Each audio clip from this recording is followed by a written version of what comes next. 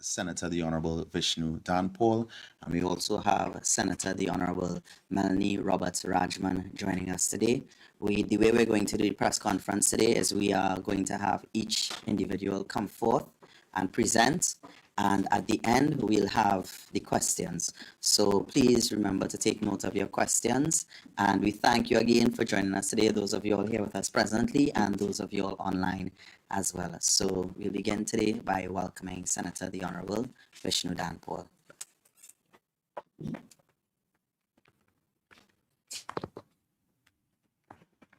Thank you very much, Hans, and good morning, everyone.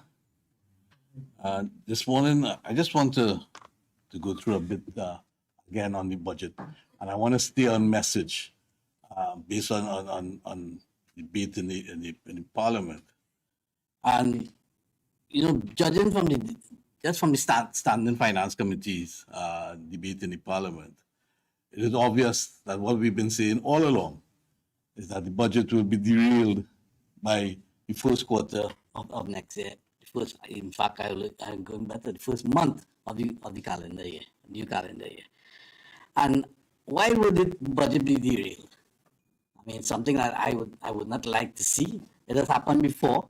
Budgets have been recalibrated after a month, 2 months, okay, and put back out. We have seen many times where ministries have been asked to cut their budget by 10%. And come back to the Ministry of Finance across the board, 10%. But the budget is essentially based on some very dubious assumptions and some exceedingly creative accounting.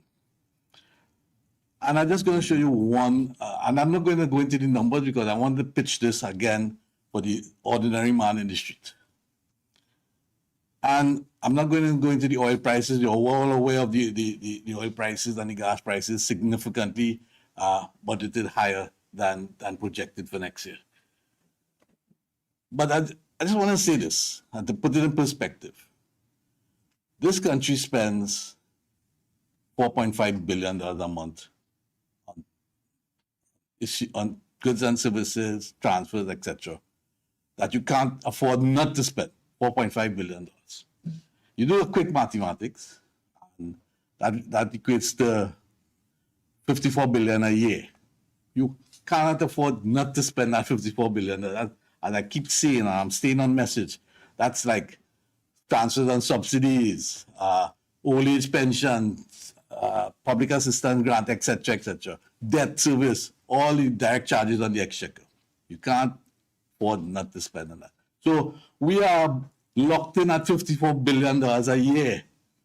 The budget has projected revenue $55 billion. You understand what's the problem there? And with a $20 difference in the projected price of oil and the international projected price of oil, a $20 difference, US dollar difference. So you understand you don't have a lot of margin for error. So what is going to happen starting from this month, which is what we call, November is what we call a dry month at the Ministry of Finance. Starting from this month, the government is going to be cash trapped. The cash flow, they're going to have a cash flow problem starting from November. Okay? And you're going to see it. And there's a reason why public servants won't be paid on time, etc., etc. Cash flow issues. And it's going to just continue into the new fiscal year. So, one of the reasons why most people would suspect that the government inflated the oil price assumption. And although we're not really an oil province any longer, Stuart Young MP will tell you that we're more a gas province. But however, the price of oil still has a tremendous impact on total revenue. One of the basic assumptions is that the government wants access to the Heritage and Civilization Fund. And to do that, obviously, you inflate the projected price of oil as against what you expect to get from actual. And that triggers the withdrawal rules of the Heritage and Civilization Fund. Similarly, on the expenditure assumptions, as I said earlier, mandatory expenditure is $54 billion.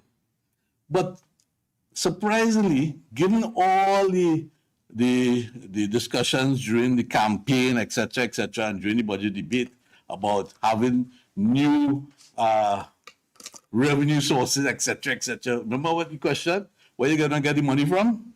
And they mentioned, the government mentioned, well, you know, we're going to get new revenue sources. However, when you have a PSIP of only $4.1 billion, a little above 4% of your GDP, there's not much you can do, because your public sector investment program is where you generate your economic growth, you generate your investment activity.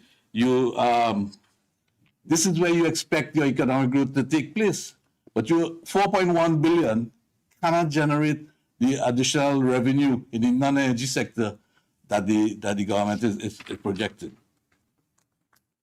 And I want to say a bit on the deficit, which is one of the most deceptive deficits I've ever seen in all my career at the Ministry of Finance. Not many years, just about 30 something. At 3.8 billion, or 2.17% of GDP. But it is more obvious not for what it includes, but what it doesn't include. And here what it does not include, that deficit. It doesn't include back pay of 10% for public servants. Does not include. It does not include the addition to recurrent expenditure when you pay the additional 10%. You see, that 4.5 billion I said that must be paid every month, it goes up by 200 million automatically from the time you make that 10% salary increase. Let me make it clear. As a former public servant, in fact, I probably still am a public servant, I want to make it clear that I have no problems with the public servants getting an increase in salary. But things must be put in place. It's not at the expense of the rest of the country, at the expense of the economy. I'm all for public servants getting increased. In fact, last time when they got the 14%, I negotiated the 14%. So it's not a matter of I am against public servants. I also used to be a member of the PSC. Right? So I cannot be accused of that. So firstly, as I said, it doesn't include the back pay, it doesn't include the current expenditure for the salary increase. And for some inexplicable reason, I want you all to go and check. I said it during my debate. On page 110 of the draft estimates of head 19, you'll see a figure there, 7.675 billion. Last year, it was 12. That's debt servicing. And the previous year, it was 12. How could it fall so drastically by $5 billion in the face of an increasing debt stock? If your debt stock is increasing, your debt servicing must increase. And then, this is a figure that a lot of ministers of finance like to forget. And again, I'm giving the page on page 5, or the estimates of revenue. Okay? There's a figure there for VAT of $8.2 billion. That figure for VAT is not a net figure. It doesn't include arrears of $7.9 billion. Okay, so all of that is part of the deficit. And you know what it does not include also? That deficit does not include the employer's contribution to NIS. Not that additional that is going to come in into 2026, the 45% at the end of 2027, or at the beginning of 2027, I should say. And a bit on the financing. I want to direct you to page 67 of the estimates of revenue. I'm sure you'll be familiar with the estimates of revenue, what we call the yellow book, right? And the first thing is, why would we have a deficit? Why would the minister be projected a deficit of $3.8 billion and a financing of almost $19 billion? Go to page 67, you see there, black and white. Domestic financing, $8.1 billion. External financing, $10.8. Why are you projecting $19 billion in financing for a deficit of $3.8 billion? That's the question. Is that creative accounting? Or is the true deficit really $19 billion? But you see, while that may be hidden nicely in the estimates, you can't hide from Standard & Poor's. You cannot hide from Moody's. Those guys calculated that already. Okay, they understand the books.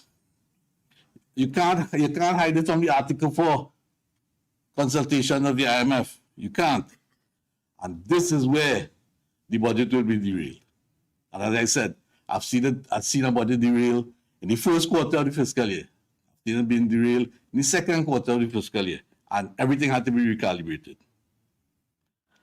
So how they plan on how does government plan on financing this deficit? Well, they'll have to come back to Parliament because we are approaching the limit or borrowing limit, and they lost all the headroom that they had between how much they could borrow and the limit of the legislated limit. So you can expect the government to come back to Parliament by about December for the latest, the ask for additional spending limit. And what is going to happen? From the time that amendment is introduced to increase the borrowing limit, downgrade. All right? Immediate downgrade from Standard & Poor's and Moody's. And the next thing that, for some inexplicable reason, I keep mentioning it all the time, but I don't know if the minister is worried about it. I don't know if the governing central bank is worried about it. I am certainly worried about it. I've been worried about it for a long time because it's given me a lot of sleepless nights at the Ministry of Finance. Are you aware that we have an exchequer account that is in deficit of by $50 billion? In other words, the minister cannot do anything with fiscal policy until that $50 billion is paid down. He cannot do anything with a lot of the accounts in that cash balances at the central bank have been mortgaged to this thing called the overdraft facility at the central bank. And it has built up over the years. Since 2009. Every time you run a fiscal deficit, that number builds up. The only way you could pay it down or pay it back is that you have to run fiscal surpluses to pay back into the central bank. For some strange reason, I'm not getting any feedback on that. That's $50 billion. That is stifling fiscal policy. Can't do a thing about it. I'm not seeing it in the press. I'm not hearing about it in Parliament. I'm not hearing about it from the minister. I'm not hearing about it from the Honourable Prime Minister. So I don't know if, and you know what? You're not going to wake up one day and that $50 billion is just going to disappear. So I just want to look quickly now at just some of the, and they've been well ventilated in public, some of the fiscal measures, and try and put a stop to some of the confusion that's going on. A levy on the assets of commercial banks. Come on, folks. Commercial banks are already faced with a 35% corporation tax and a 6% insurance premium tax for the insurance companies. Obviously, that's going to be passed on to the consumer. I heard the minister saying something about, well, you know, change banks. If it's been passed on, if the fees have been passed on, you change banks. And interfere in banks, especially Republic and First Citizens. But the minister would not like to see a run on a bank. You don't want to see a run on a bank as a Minister of Finance. Second thing, the landlord business surcharge. Obviously, that's going to be passed on to tenants. That's a no-brainer. And the minister's response, move. Get rent somewhere else. It's going to be passed on to all tenants. The electricity surcharge. You know what's critical about this one? One of the main competitive advantages that we had in the Caribbean is on for our manufacturing sector is that we had the input cost of electricity was so low that gave us such a large competitive advantage. And it's very possible that this electricity surcharge will eat into that competitive advantage.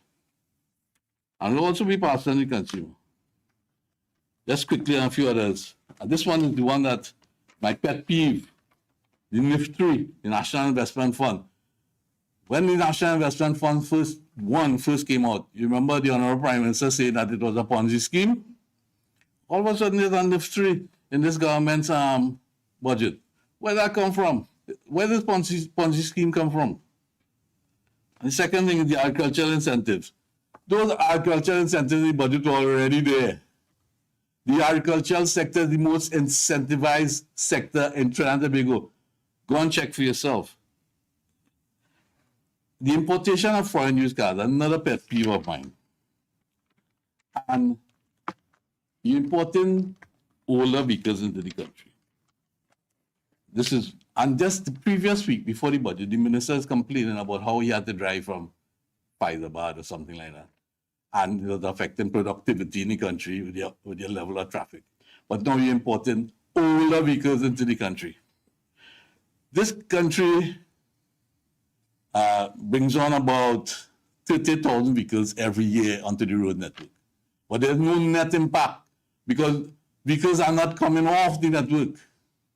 And as I said in Parliament, I'm going to give people a suggestion to become very rich very quickly. Start a car crushing industry. So you can get cars off the street. We don't have that. There's no net impact.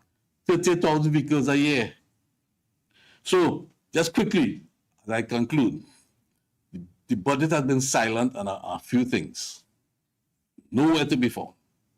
First one, the net international reserves. Do you realize that since April of this year to August, and I'm going to quote the source, the data pack, page 20, the central bank's data pack on page 20, you're going to see end of April, we had 6.2 months of import cover at 5.2 billion US.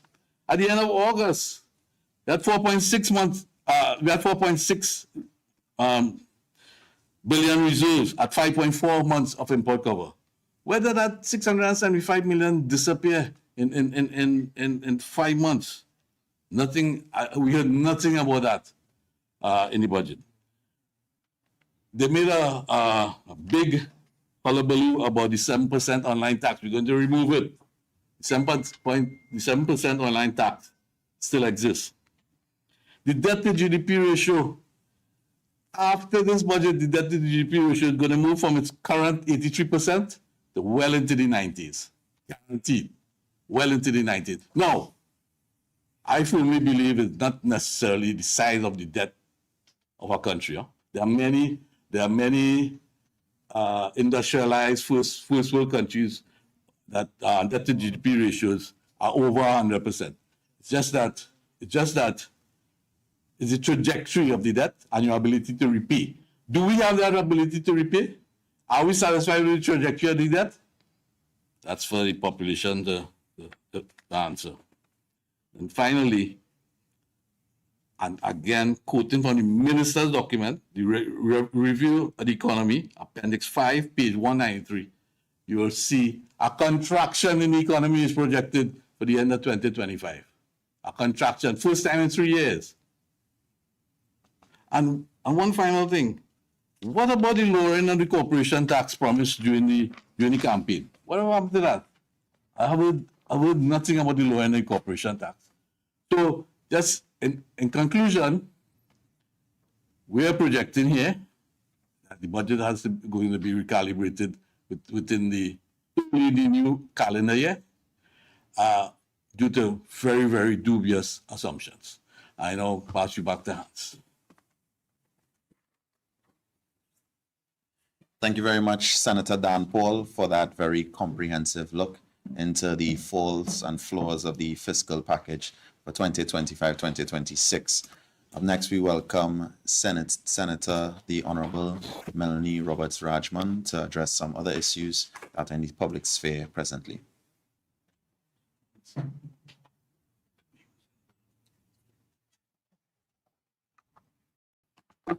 Good morning to the members of the media and to those who are tuned in via the various platforms.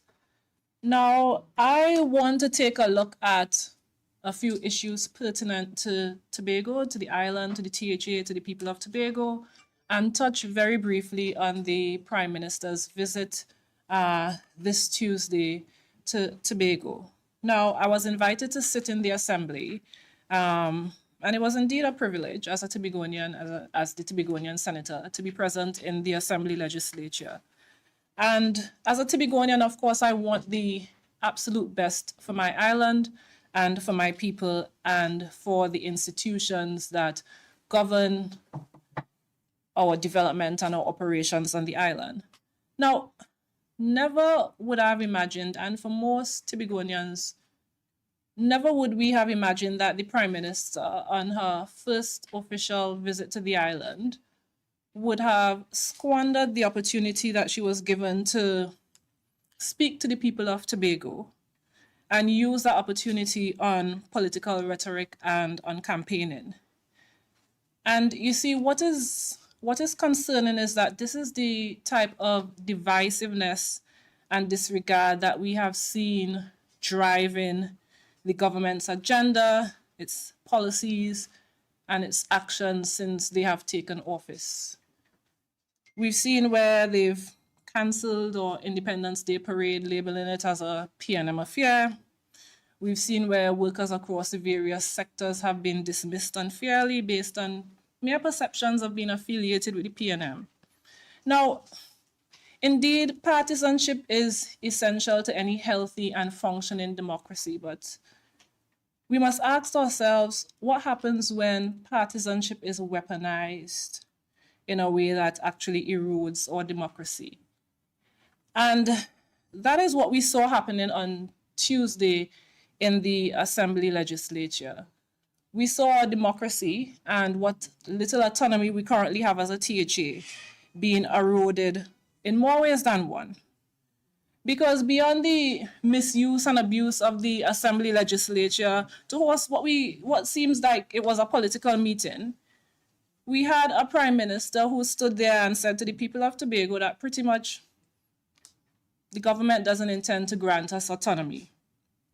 Instead, she spoke of this fair share model, this fair share project-based allocation model.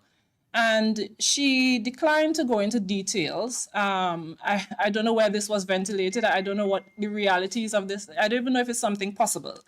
It seems like all the years of effort, all the advocacy, all the input from brilliant, talented Tobagoanians and Trinidadians alike into bringing Tobago further towards autonomy. All these efforts have been discarded and disregarded. And instead, now we're being offered some sort of subjective and seemingly impulsive, shady sort of arrangement that pretty much hinges on the good graces of whoever is in government, in central government at any given time.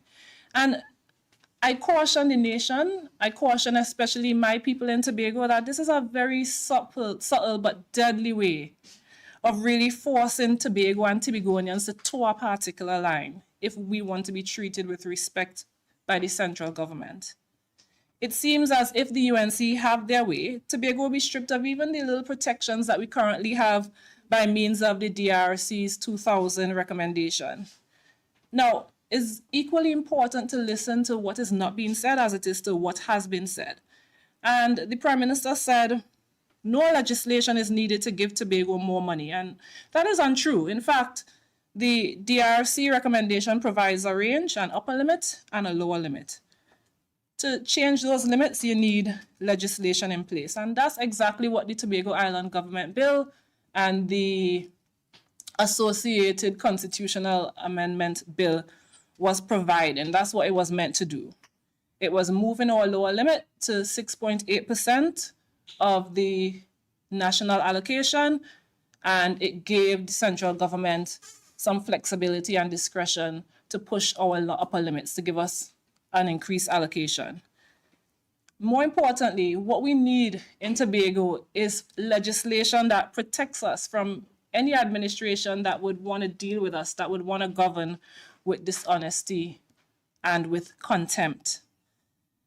And one must ask the question, is it that the UNC does not want these expanded powers for Tobago legislated because once it's enshrined in the law, it becomes a legal right rather than a privilege that any government or any central government can just take away or dangle over the head of the THA or use to manipulate us?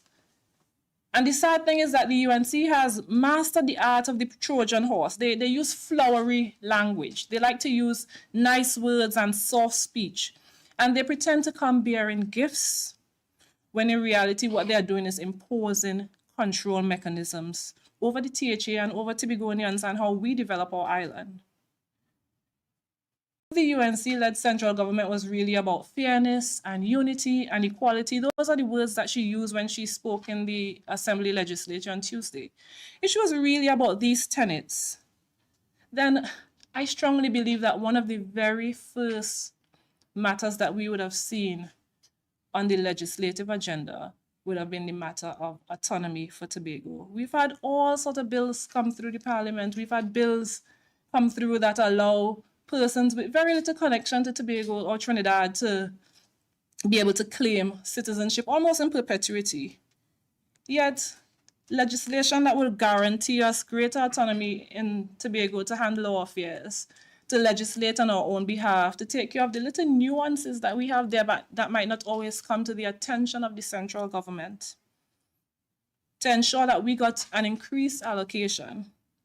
We've seen where there's no mention of any such legislation being brought to the parliament. And for me, for many of us in Tobago, that's quite concerning. It's highly, highly disappointing. I know as a fact that many Tobagonians across the political divide expected that on Tuesday, we would have heard something about autonomy for Tobago. It's disappointing and it's disrespectful to know that nothing about that was mentioned.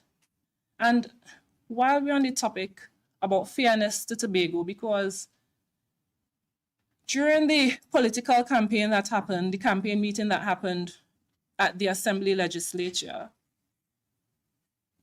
some very unfair, unfounded, and false accusations were made that the People's National Movement, especially when they're in central government, do not care about the people of Tobago. I'm a Tobagonian. I was born in Tobago. I was raised in Tobago. And I will die in Tobago. And I can stand here very proudly and say to this room and to the people of Trinidad and Tobago that the People's National Movement has always collaborated with the THA, with the people of Tobago, and has always ensured that they demonstrate a firm commitment to the people of Tobago in the way that they operate. And the proof of the pudding is in the eating. So I'll give a few examples. Let me start from Tobago East and then come all the way down to Tobago West. In the East, under a PNM-led central government, we would have seen, what should I call it? An era of development, maybe that's what I can call it, of excitement and of development. We saw brand new Roxborough Hospital, state of the art. Is an excellent hospital. It's a beauty to behold. We have persons coming from even Tobago West to get services in the Roxborough Hospital. We have persons coming from Trinidad to receive services, attend clinic at the Roxborough Hospital because of the quality of the service, because of the efficiency of the service that they get at the Roxborough Hospital. The staff there, they're well-trained, they're courteous, and Tobagonians are all, we're proud, we're very happy of our Roxborough Hospital delivered by the People's National Movement. We have the Roxborough Fire Station, services Tobago East and the North Side, where I'm from, in Tobago. We have the Roxborough Police Station as well, also redeveloped by the People's National Movement. Now, we have the Speyside Secondary School, we have the Mason Hall High School, we have the Goodwood High School as well, all delivered by the People's National Movement. Now, let me move down to the west. We have the Shervan Police Station down on Shervan Road, again, state-of-the-art, well-functioning, well-staffed police station. We have the Cove Estate, which houses the Cove Industrial Hub, and that allows for economic diversification. That's where our manufacturing sectors, where it operates. Down there, we also have the dual-powered electricity generation plant at Cove. Now, for us in Tobago, at one time, we used to have electricity issues. That's something that we know. That was our reality functioning in Tobago. That is something of the past. We have a very steady supply of electricity in Tobago. We have a very reliable supply of electricity in Tobago. As a matter of fact, when electricity goes now, people are shocked. They're like, wait, what's happening? Because it's such a rare occurrence to see electricity going down in Tobago. We have the landing of a $1 billion natural gas pipeline and natural gas processing facilities that was done in collaboration with the NGC, also in the West, Tobago West. All right, we have the Scarborough Hospital functioning, some mismanagement under the current administration in TPP, but nonetheless, we have the hospital there, and soon enough that will be fixed. We have our fast ferries. Now, for us in Tobago, inter-island connectivity is a major, no longer an issue, but it's something that is always a concern for us. We need to be able to come to Trinidad to access services. We need to be able to come to Trinidad to do business. And then, of course, there's the domestic tourism that we get on account of Trinidadians coming to Tobago. Under the People's National Movement, we have these beautiful, luxurious, convenient ferries where we see on a weekend Trinidadians after work, they drive their cars onto the boat and they come to Tobago and they enjoy our beaches or restaurants or bars or flora or fauna. And then on a Sunday, again, they return via the ferries to Tobago, to Trinidad. Just a few weeks ago, we had Tobago Carnival and it was the same thing. The Port Authority added additional sailings, and in no time, as soon as those sailings were added, they were sold out.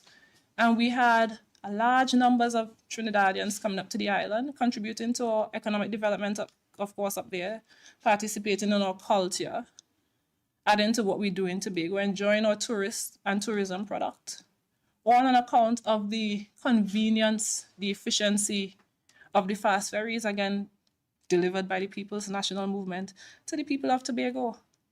And then let me come all the way down to Crown Point, and this one is really the crown jewel.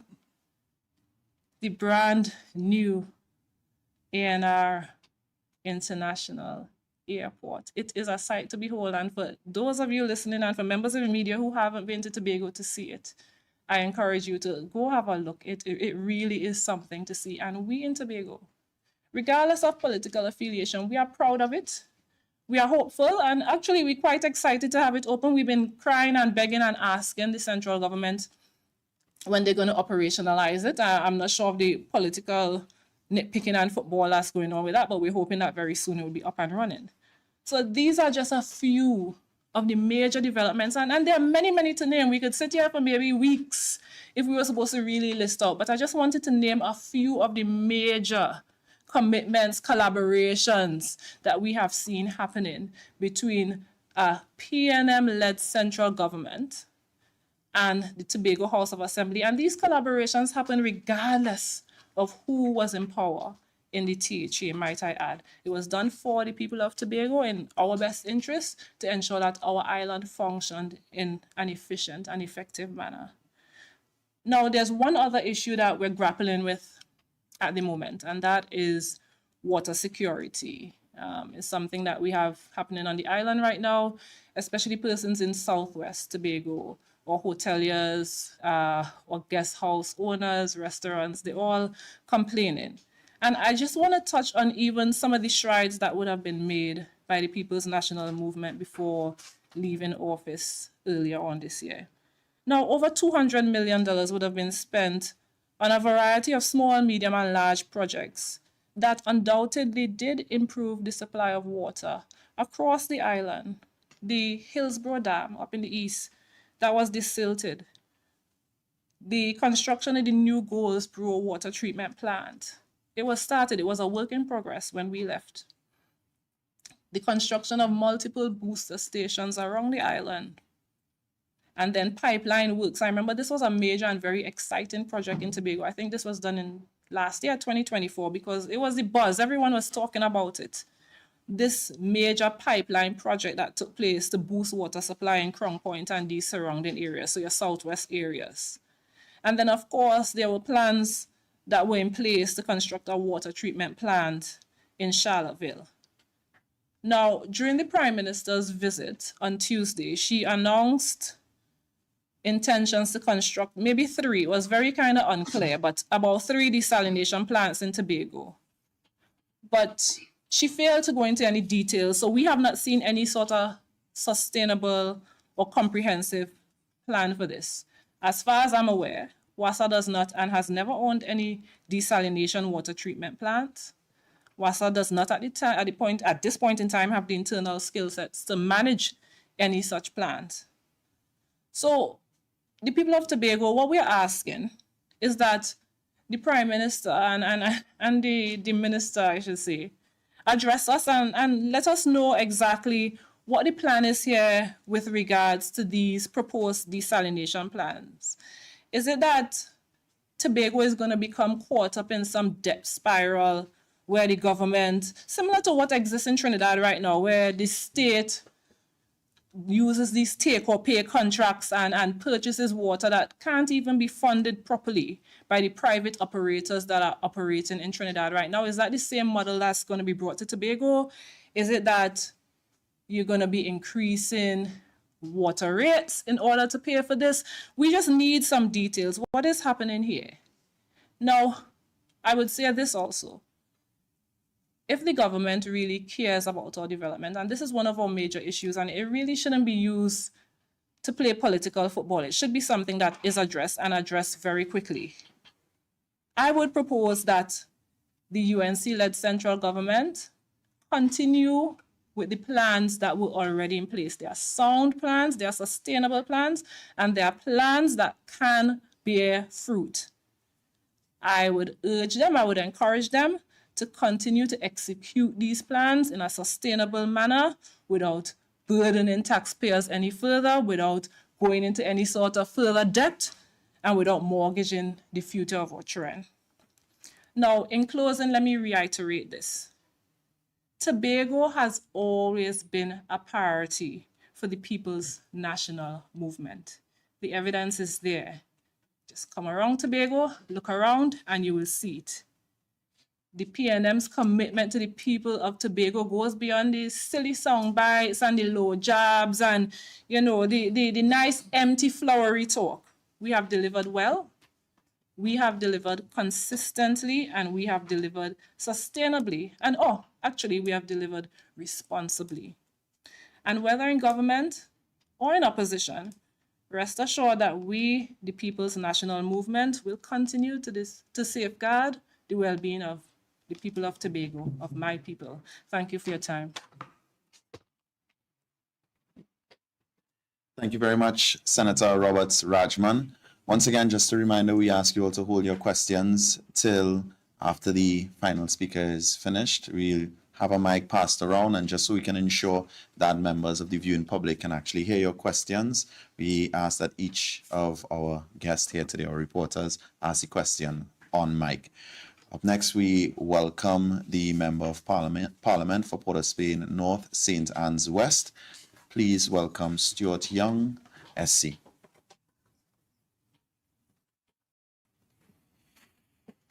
Thank you, Hans, to my colleagues, members of the media, wider viewing and listening public of Trinidad and Tobago. My task here this morning is quite an unfortunate one. We have come to address the political gimmickry, to use that phrase of the Prime Minister, and the sham that both herself and the Chief Secretary are attempting to pull on the people of Tobago and also us here in Trinidad.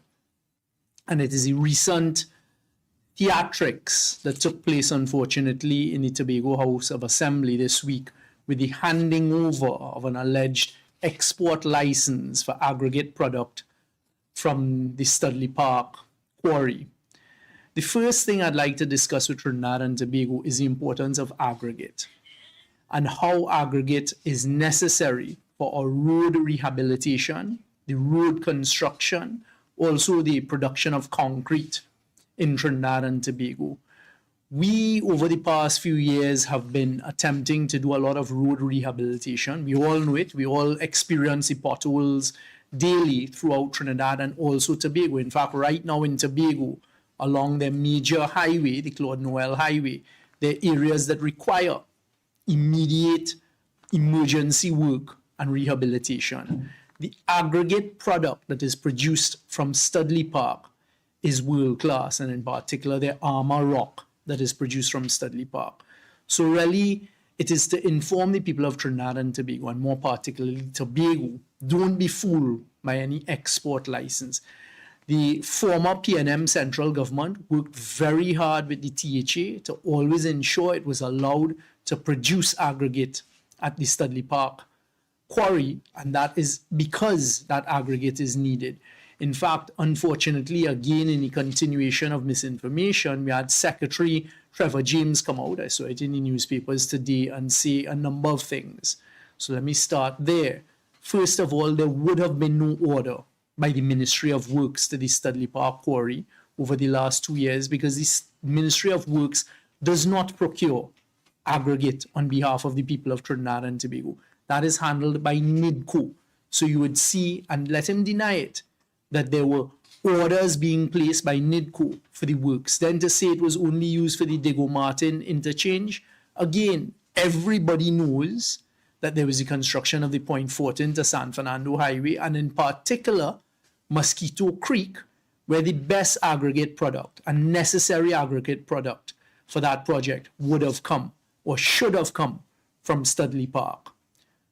Also, you had highways being built in the Grandee area. Then you would recall in the last 2 years, the coastal erosion that would have taken place in the Manzanilla-Mayaro area, where the road was literally washed away.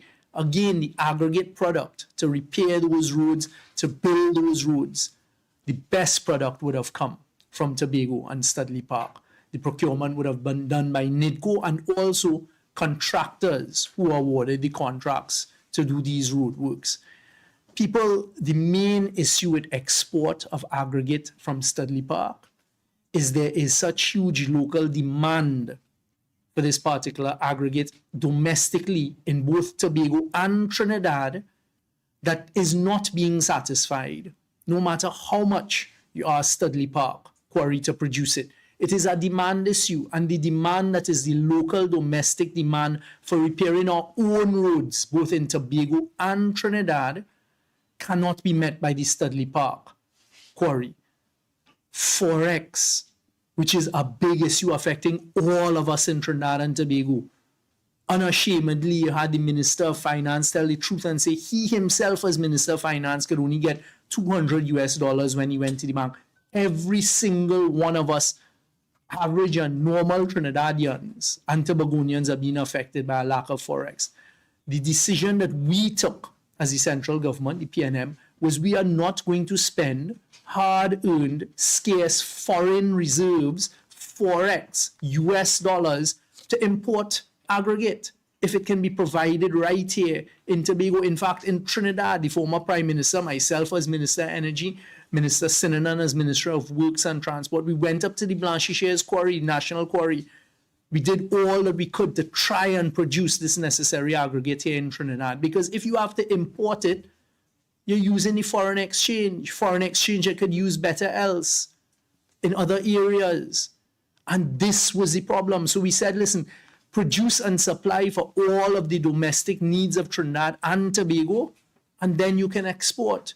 But that cannot even be done. In fact, one of the documents I'll leave with you today was in 2024, September 2024, NIDCO went out with a request for proposal for the supply and delivery of aggregates to try and get aggregate. And we even looked at importing aggregate. The Cabinet of Trinidad and Tobago actually provided permission for importation of aggregate because the domestic supply had become so desperately short and so many issues with it that we could not get our road rehabilitation done. And you know what happened? So Cabinet approved, let us allow the importation of aggregate. They were looking at importing aggregate of the nature and type that is done by Studley Park Tobago, all the way from Nova Scotia in Canada and also from St. Lucia. The former Prime Minister Rowley, and myself received calls, numerous requests from President Irfan Ali in Guyana, who have a serious infrastructure program going on, asking if we could export aggregate to Trinidad. And the response was, as soon as we've satisfied our own demand. So Cabinet took a decision because we needed the aggregate. It was not being produced by Studley Park and the other quarries in Trinidad. In fact, the national quarries up in Blanchisseuse that could also produce the types of aggregate needed. Unfortunately, when they went in, the geologist said it was unsafe and they had to stop the work being done there. So we went out. Let us allow the importation. We told contractors, go ahead, you bring in the aggregate. You go and source it and bring it in, which of course will arrive here at a higher cost more to maintain and to fix our roads and to build our roads in both Tobago and Trinidad. You know what happened next? NIDCO then comes back to Cabinet and says the contractors are asking for the government to provide the foreign exchange to buy aggregate. Again, when we are in a time where every citizen is complaining about a shortage of foreign exchange, why would we use and prioritize the use of our limited US dollars and foreign exchange to import aggregate when it can be produced right here in Tobago at Studley Park and hopefully in other areas in Trinidad? So that is the policy behind it. So don't be fooled now that, oh, you have an export license. So what is going to happen now? And I'm asking the Prime Minister, the Minister of Works and Transport, and all of those responsible. So the limited amount being produced in Tobago at Studley Park is now going to be exported. Where is the aggregate that we need going to come from? Where is the domestic demand? Where is the supply going to come from that? And don't keep misleading the people. Why would the Secretary for Infrastructure, Mr. Trevor James, say that no roads are being repaired and know that Ministry of Works doesn't place orders for aggregate? So say, well, there's no order placed by Ministry of Works for the last 2 years, because all the orders were being placed by the contractors awarded the contracts as well as by NIDCO. These are the issues we're facing. You know, one of the things Senator Dan Paul and myself and other members have discussed, and I drew it to the country's attention. In 5 months, this UNC government has withdrawn $1 billion US dollars, $1 billion US dollars from the Heritage and Stabilization Fund. In 5 months of being in office, they've taken out $400 million US dollars. From our reserve accounts at the central bank, they have taken out $600 million. I was asking two of the leading banks in Trinidad and Tobago last week, did they get an increase in the supply of US dollars in the last 5 months? The unequivocal answer was no.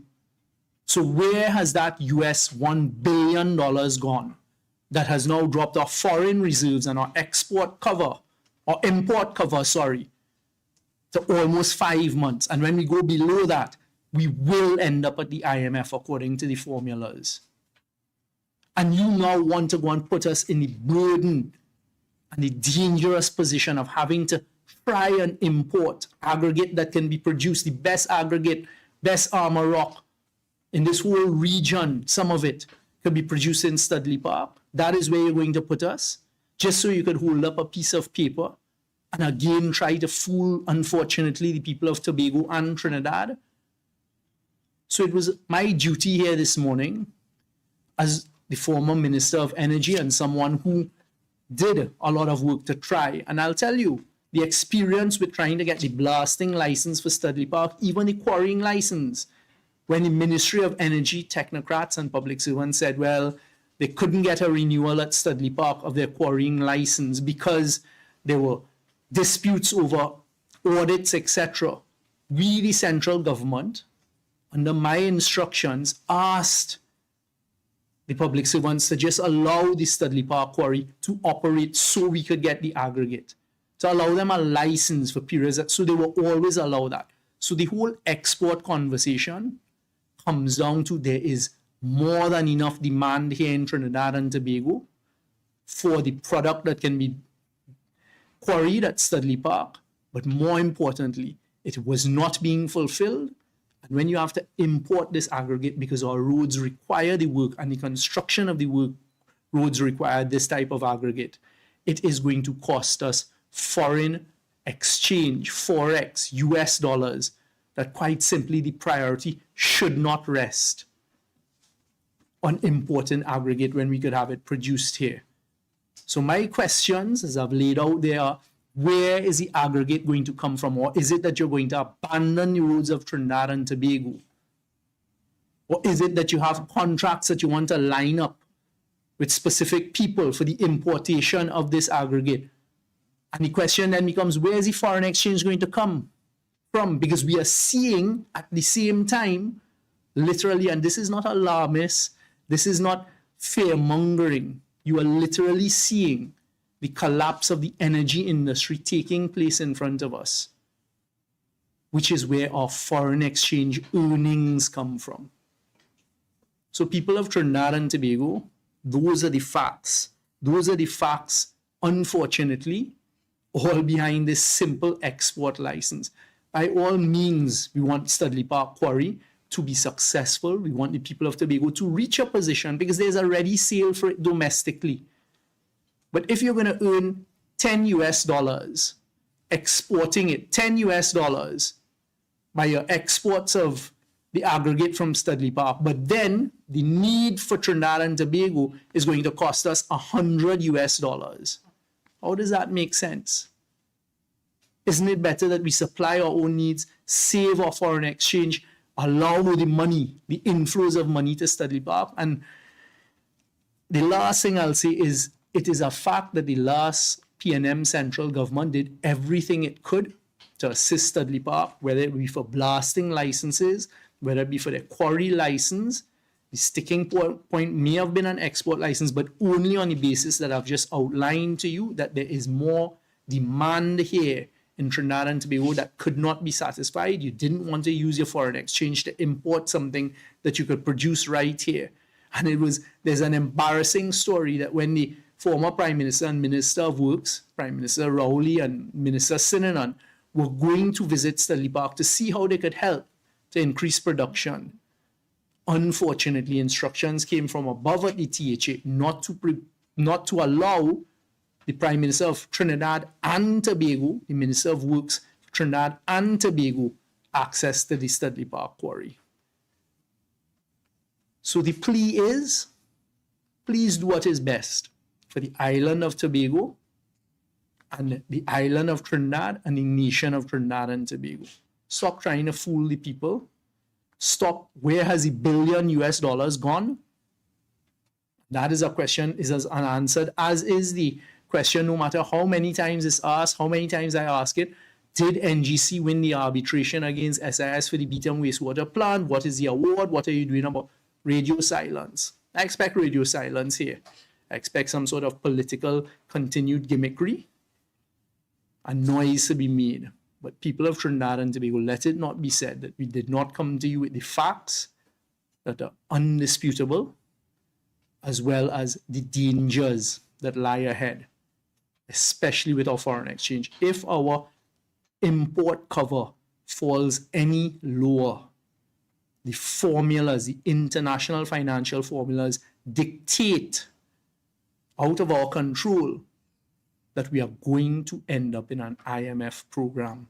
Is it that we're going to use our hard-earned, increasingly scarce US foreign exchange to import rocks to Trinidad and Tobago when we can produce these same rocks and aggregate right here in Trinidad and Tobago? So that is what I wanted to come and provide you with the facts, for you now to be armed with the truth and the facts, and for you to make your decisions. Thank you. Thank you very much, the Honourable Stuart Young, SC, Member of Parliament. Ladies and gentlemen, members of the media, we'll now have your questions. Just raise your hand and indicate, and I'll have the microphone sent to you and you can ask your question. We start with Ria Tate, Express. Do you think that... Please identify which one of the members. You identified me, okay. Which one of the three members you would like to ask the question? Okay. Well,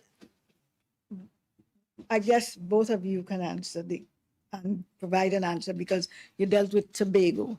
Ask the question. Yes. I know that you have put out some constraints that the last government had with respect to some of the issues, like the aggregate at Studley Park and so on. But the Prime Minister had other things, like she has a localized police force. She talked about there's another thing at a project she said the PNM stopped that was being funded by the IDB. So that there is a perception that the PNM was unable to do things in 9 years that the government is able to do in 5. And 5 months. what do you feel? How do you feel about that? And do you think it also will affect the parties, have a political impact on the party in the THA election? Thank you very much for those questions, Ria. I'll start with the police force.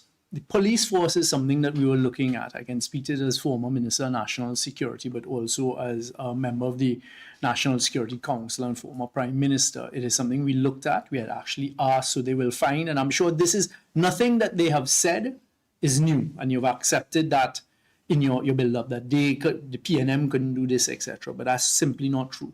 We had requested the Attorney General to provide an advice. In fact, we had said, let us find a way, the same way you have the municipal police for corporations, for the Tobago, the island of Tobago, so they may have almost autonomous police service. Of course, things in Tobago are different. It's not a municipal corporation. We wanted to make sure it was getting it right. So I wait to see what it is that the Prime Minister and her people produce coming out of that. That is nothing new. It is something that we had committed to doing. I believe former Prime Minister Rowley had committed to doing that. With respect to the other areas, what was the other one that you said? Is it the something park? The pardon me? Yeah. Right. So the IDB loan, again, yes, the PNM had been working with the IDB. If you know the process for IDB loans, it takes some time. You have to go through a process. There have to be all sorts of feasibilities, etc. And that money may have been identified. At the time the money was identified, I believe, for the building of infrastructure for housing project. But again, it comes down to prioritization and what is done. So that is of no moment. And again, it is unfortunately the current government trying to portray, and as you use the word at the beginning, the perception. They're trying to change the perception that nothing was being done.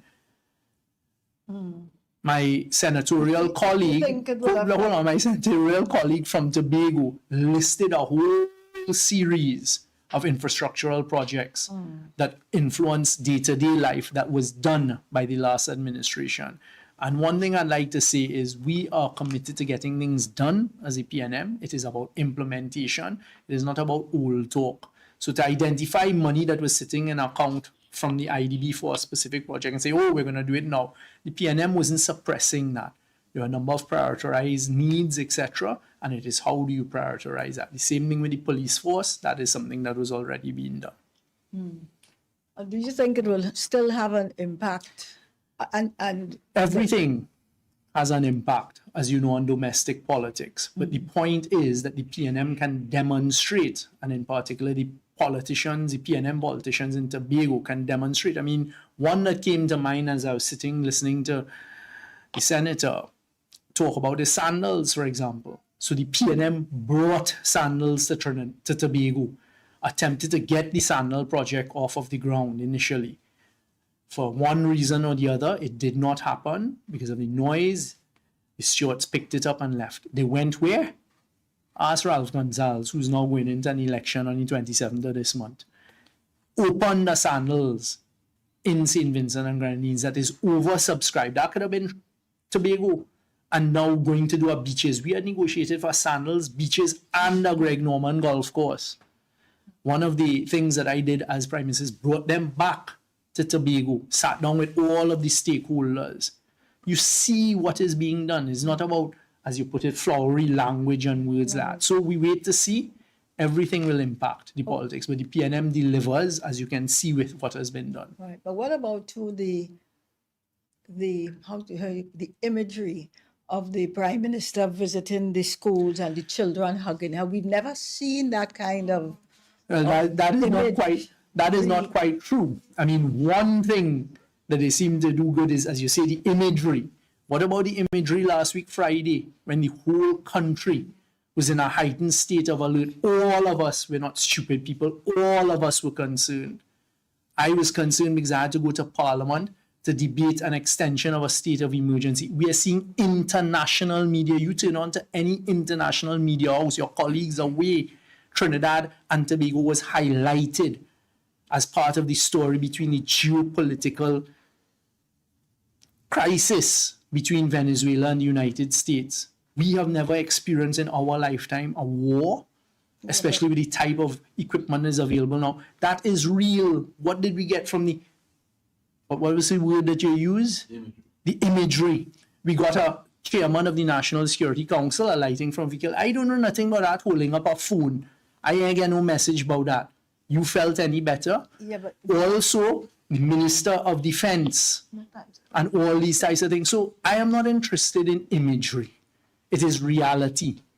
Up to now, we haven't been addressed on it. And then debacle on Monday morning of the Minister of Defense coming and say, well, I have to brief the Prime Minister as the Chairman of National Security Monday morning after Friday and the whole weekend about why the Defense Force was called back to base and why the police service cancelled or leave. Well, we've now had the Commissioner of Police take responsibility for that, but we still haven't been provided with any answers. So my advice, respectfully to the population, Ria, is people stop being fooled by imagery. Look at the reality. How is your life affected when you had a panic buying taking place at every grocery? I was getting messages from people in Point Fortin about what was going on down there because they are worried, in particular on the southwestern coast. Minister Young, Jen Sullivan, Guardian Media. Studley Park, is it possible that the needs of both local and international demand could be met? And if there is a ramping up of production, can that be done? The answer to that is, can it be done? I hope it can be done. The answer must be yes. If you get enough production going, but there is a huge domestic demand. The truth is, and the facts are, the domestic demand was not able to be satisfied, so therefore there was no export. Can it be done? If you get enough equipment on, if you do enough blasting, if you get competent people. I mean, another thing that has slipped everyone is the first person that the THA, this version of the THA, put in place to run Studley Park was a former member of Parliament, Ashworth Jack, who does not have the type of experience, is not a geologist or anyone. So the answer, Jensen, is yes, it can, and that is the best case scenario, and I hope that Studley Park gets to that position.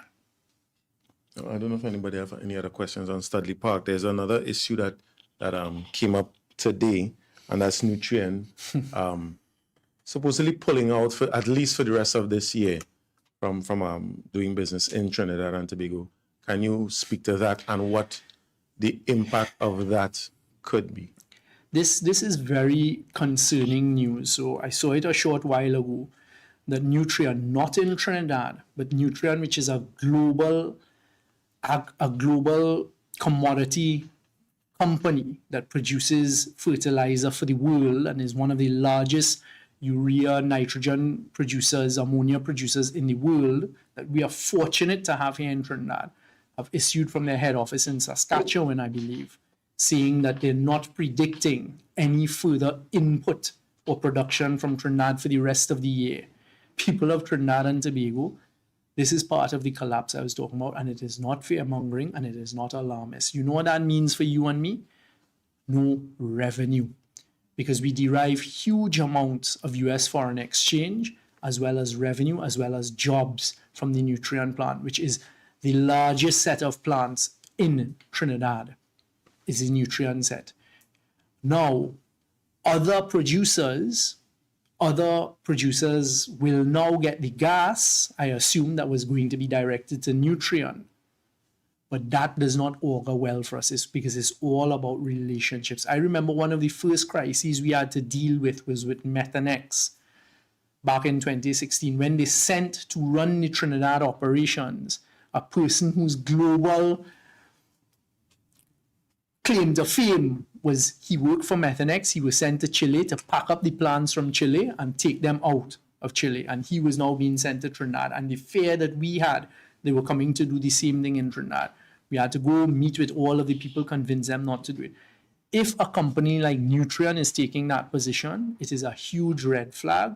It is going to affect us. We're going to have less foreign exchange. We're going to have less revenue. All that Senator Dan Paul spoke about is going to affect us even more, because it means the revenue you're hoping to get from the salaries already being paid late and not on time.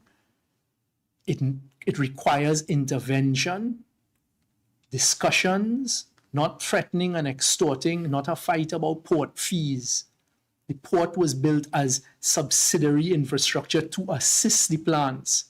One of the advantages Trinidad has with these plants in Point Lisas is that you can manufacture the product and then take it right there very short, as opposed to in trains and all over the country that has to take place in the United States, for example. The port is not meant to be the main earner of revenue. It is the plant. So now those workers who are hoping to be back on plant, all of the secondary workers who are providing assistance, etc., what is going to happen to them between now and Christmas? And the worst thing that could happen to Trinidad is that those plants stay shut. And once you shut down a plant, it is not easy to restart from an engineering point of view. It costs a lot of money. That is now going to affect their spending money for turnarounds in the future and keeping us here. And don't fall into what's the word that Rhea used just now? The imagery of a minister of energy stand up and say, well, this plant was closed, that plant was closed over there. The reason some of those plants were closed, and you can check it for yourself, is they are over 30 and 40 years old. They had become inefficient. They had become old. You couldn't spend the money to get them up to current products. Nutrien has spent hundreds of millions of US dollars to make sure their plants are efficient and state of the art. And if those shut down permanently now, we're in some serious trouble. Even to have a plant shut down for a week, it is hundreds of millions of dollars lost. And for them to take that decision in their boardroom away, it is not auguring well for Trinidad. And that has knock-on effects, because the other competitors are now going to be looking and saying, well, boy, if they have shut down, what's going to happen to me next? And what is going to happen with the efficiency and the gas and these types of things? So it's not good. Now, you mentioned the port fees, and that was one of the issues that was raised, that the port fees was a bit too low and they were trying to increase that. The argument is that the previous government was allowing these companies to more or less take advantage. I'm glad you gave me the opportunity, because it's something I've wanted to deal with. Completely untrue. So what you have them trying to do is retroactively go back and extract fees. So that's like you and me, you come into work in the taxi been charging you $10 all along, and one morning they wake up and say, well, you know what, for the last month, I think it should have been $20. So give me the extra 10 for every day you keep. It just doesn't work. That's not the commercial world. And also, as I said, the port fees are not meant to be where you make these huge sums of money. We are so marginal, as you call it in the business, in Trinidad and Tobago, for these companies, because the cost of gas has gone up. The amount of gas being provided has dropped. So they're operating at a really tight margin. The government came and unilaterally increased electricity rates for them, because it's industrial and commercial. So that cost goes up. You now want to come and increase port fees and do it retroactively. You are literally running the business out of Trinidad, and there are many places in the world with a lot more gas than we have who are willing and begging plants like that to come to them.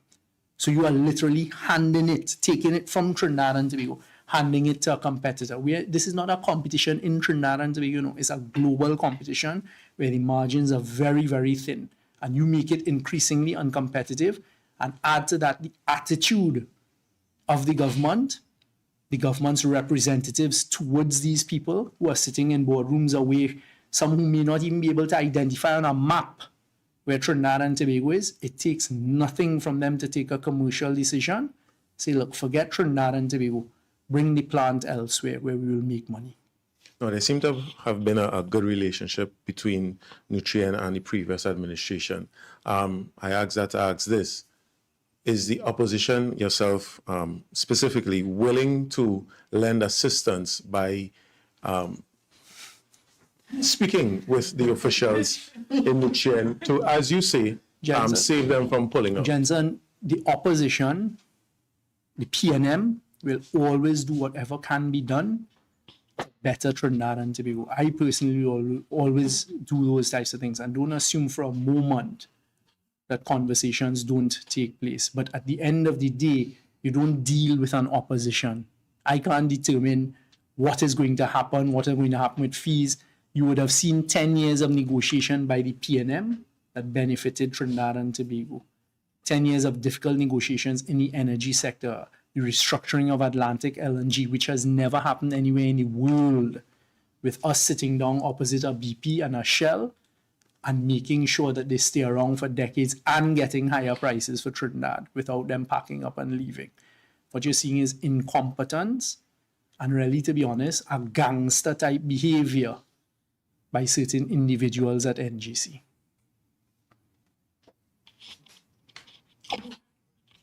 All right.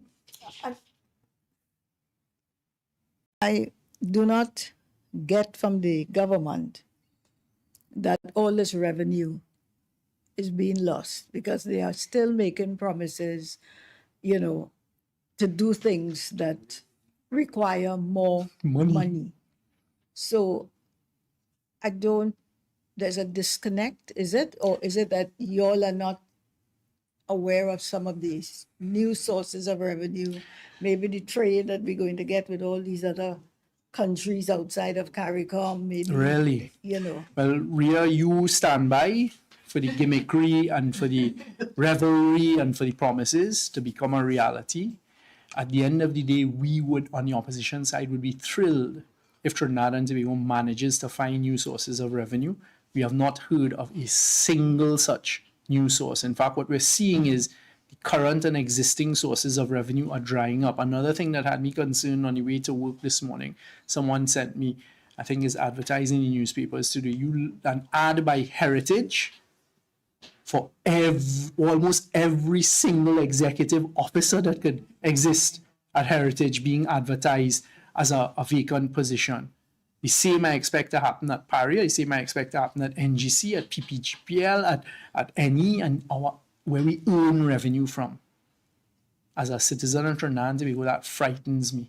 Because after the behavior of this government, to the governor of the central bank, the CEO of FCB, the CEO of WASA, the CEO of TNTech, the CEO of TSTT, Republic Bank, what is going on now, all of these entities, who in their right mind, with competence, skill, and experience, would want to put themselves in that position. So I would be happy if they have new sources of revenue. We have not heard of a single one, and I certainly can't speculate where it's coming from. What I am seeing is literally a collapse taking place of our main revenue source. And then you mentioned the CARICOM, that too has us concerned, because our biggest trading partner for our food and beverage manufacturers, etc., is CARICOM. And when you take the type of attitude, and it is easy to talk, it is easy to say, well, I will find new partners. You don't think that's what we were trying as well? Partial trade agreements with Chile, all over the place. You're trying. Those things won't materialize overnight. So good luck. Hopefully we'll get paid our salaries on time this month. All right. Thank you all. Thank you very much. No, we have more questions. Any other questions? Yeah, question for Jensen Lavan. Yeah, a question for. Actually, I'll take Mr. Dan Paul because I know my colleagues have some questions for him as well, and then I'll go to Miss Melanie.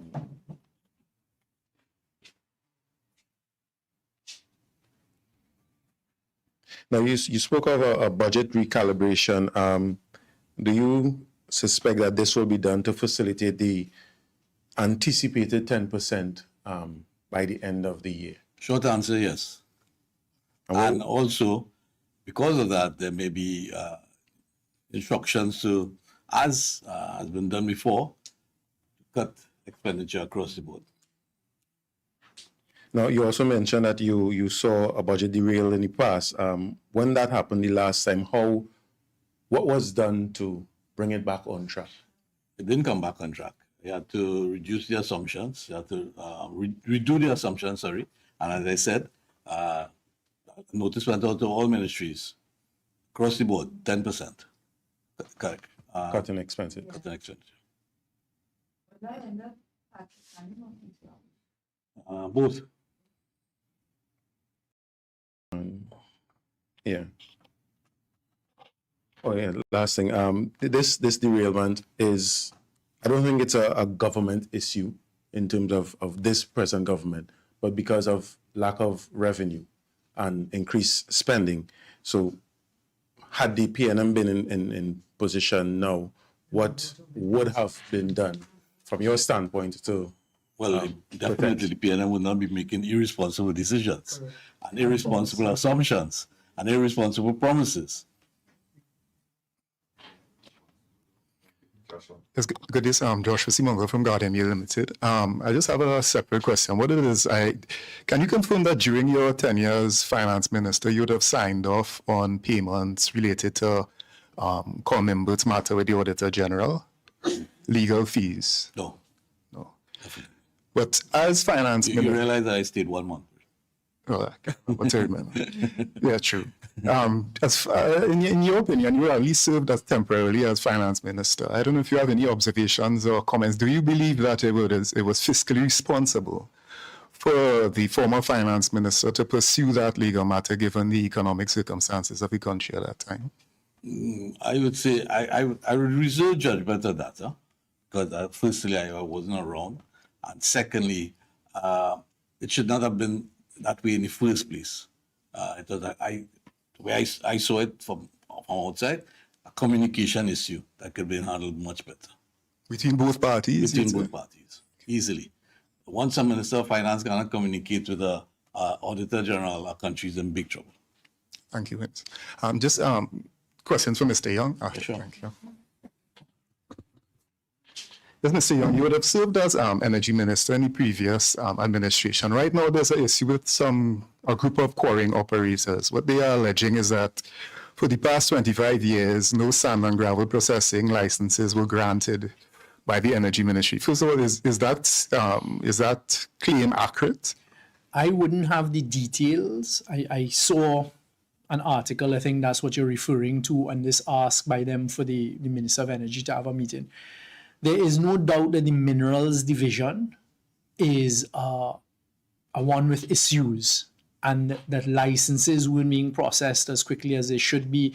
We had produced a number of amendments which were then sent to the LRC committee to try and get them into Parliament to try and modernize the whole system. So, for example, there's an archaic provision in the law that if you put in an application, is not processed within, if I remember correctly, 30 or 90 days. It's 90. You have to restart the application. When I was told as I said, but that makes absolutely no sense. Suppose now you say, well, I need this document, I need that document, and it can't be produced in time. Why would you ask people to restart? So what we had done is, when it was, because there was a serious aggregate problem, and then of course what it does is it allows illegal quarrying to take place, which has a lot of criminal issues as well involved. So I used to try to work with the public servants at the ministry to issue licenses or temporary approvals that you could go ahead and get the work done. So it is definitely an area that needs addressing, no doubt about that. And what the group is calling for is like a moratorium. Do you think that would make sense? I don't think a moratorium could make sense, because how do you define with a moratorium the illegal quarrying versus the illegal quarrying, right? And what you need to do is, well, okay, persons who have put in place applications and fulfill some minimum threshold, then do as we were trying to do. Allow them the opportunity whilst you're processing it to get on with the business, etc. That immediately provides a way to get rid of the illegal quarry operators, saying, well, have, you know, to be operating, you've provided some sort of cover, but it is an area that needs addressing. I accept that. And another thing under the former energy portfolios, there was an American citizen who contacted me. Basically, he has this court matter with Shell, because he is claiming that, you know, there was this incident at Shell that caused them to get cancer. There was this high dosage of benzene that was leaked into the atmosphere, and he was part of a group of people that were exposed to this. But he has this concern. I know it's subject to court, so it's limited comment. But he has this concern that, you know, these contaminants might be leaking out from Beachfield facility from an underground pipe. But of course, he's claiming that he's encountering certain blockages from getting this information out. But during your stint as energy minister, were there any concerns that you were aware of that there might have been infrastructure related to Beachview facility that might be leaking out into the environment and that sort of thing? Absolutely none. This is news to me, and I mean that is a private that is Shell with the government. Apart from a regulator and regulatory point of view, we have little to do with. But no, nothing ever came to me, certainly as the Minister of Energy or to the ministry, because it would have brought it to my attention about any dangerous contaminants leaking. I mean, especially at Beachfield, where we had spent significant sums of money at the time to prepare it for manatee and subject to a whole set of noise about you're wasting money, which of course, you know, the population is going to benefit from. So the answer to that is no.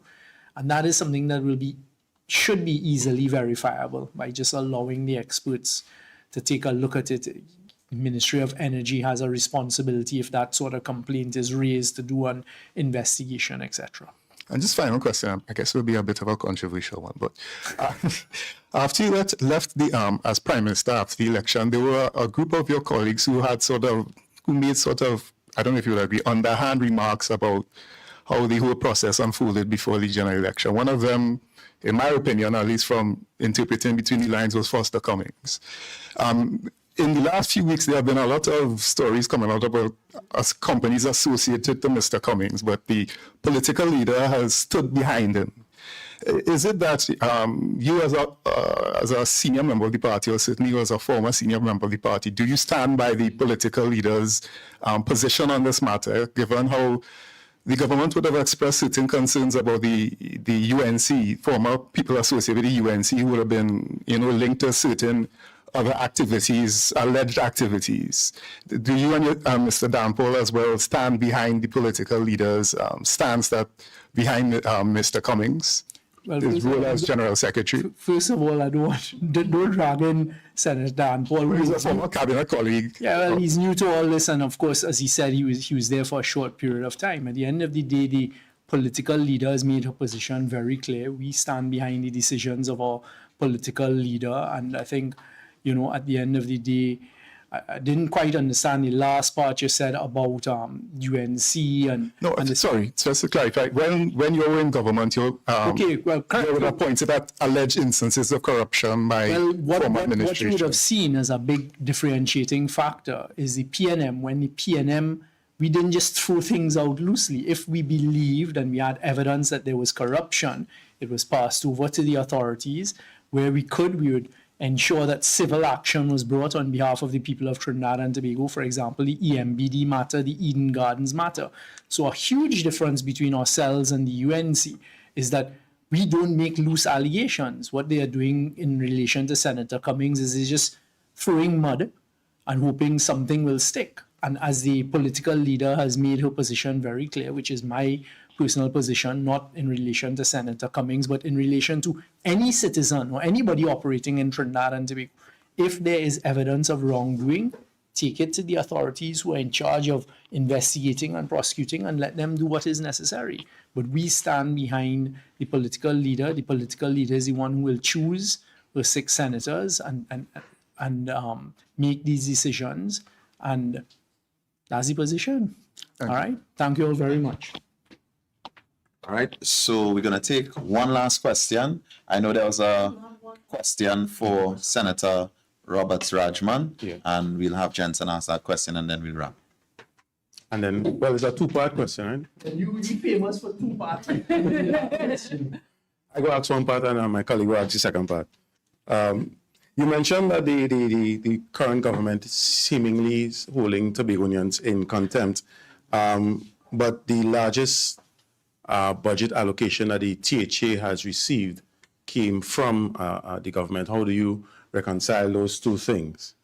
So there's several things, and to not misquote me, Jensen, I didn't use the word contempt. Well, you didn't use it in that context, but you did use it later. All right, that's fine. All right, so let me say this. The first thing is this. In the Senate, I would have dissected in detail Tobago's allocation. So we would have taken a very close look at what the recurrent allocation has been earmarked for. And I would have also demonstrated through various line items that Tobago's development allocation actually decreased. This is the lowest allocation that the TPP-led assembly has actually received since it's been in office. So in terms of that whole question about, remember when I mentioned the flowery language? This is what we have happening here again, the smoke and mirrors, where on the face of it, it looks like, oh yes, this benefits the people of Tobago. But when you really look at the allocation itself, you realize that we have gotten a decreased allocation for development. So what has happened is that our ability to really manage our development agenda has been eroded considerably by virtue of this new budget. You also, what was the second part of your question? Then he didn't. And then you're gonna ask. The chief secretary suggested that, given the reports of possible war in the region, that Tobago is a place that people should go and relax, and Tobago appears to be safe from any sort of threat. So what do you think about that? Is it that Tobagonians are feeling that they are scotch-free and there's no need for worry? That is furthest from the truth. Tobagonians are very concerned. We are actually quite scared. We are not war-type people. We are relaxed, loving type of people. Or fishermen, for instance, are a very vital and core part of our communities. A lot of our communities revolve around fishing. The fishermen are concerned. They have been asking questions. We are yet to hear from the Prime Minister. We haven't heard anything concrete from the Chief Secretary. Tobagonians are worried. They are very, very concerned. When everything unfolded on Friday, I cannot tell you the amount of calls. I was actually in Trinidad when everything unfolded, and the amount of calls I got from people in Tobago, from my family, from colleagues saying, where are you? What is happening? Do you have any kind of information as someone who is in Parliament? Do you know what is happening on our islands? And then, of course, let's be reasonable. Let's look at the proximity between Trinidad and Tobago. Do we really think that if anything was supposed to happen in the region, that Tobago will be spared, that we'll remain unaffected? Further from the truth. Thank you very much, our viewing and listening audience. Thank you very much to the members of the media that came in person to discuss with our colleagues issues affecting us as Trinidad and Tobago. We want to thank Senators Dan Paul and Robert Rajman, as well as